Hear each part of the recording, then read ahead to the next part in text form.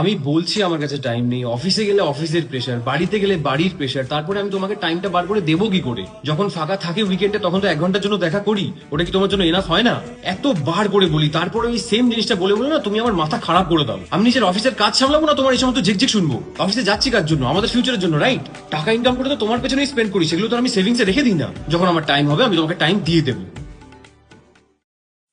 Hello, কি করছো? আমি ভাবছিলাম যে এই উইকে ছোট্ট একটা ছুটি নিয়ে কোথাও একটা ঘুরে আসি, কি বলো? চলো না, কিচ্ছু হবে না। কি হবে আর, 2-3 দিনের টাকাই কাটবে। আরে দূর, আর ভাল লাগছে না, বহুত স্ট্রেস।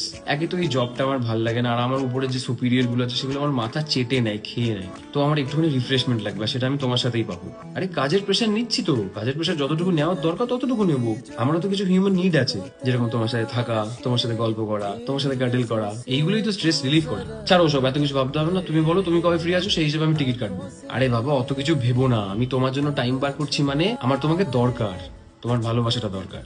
ঠিক আছে, আমি আপাতত তাহলে এখন যাই, কাজটা ছেড়ে এসেছি, কাজটা কমপ্লিট করে তোমাকে ফোন করছি। ওকে, টাটা। আর শোনো, আই লাভ ইউ।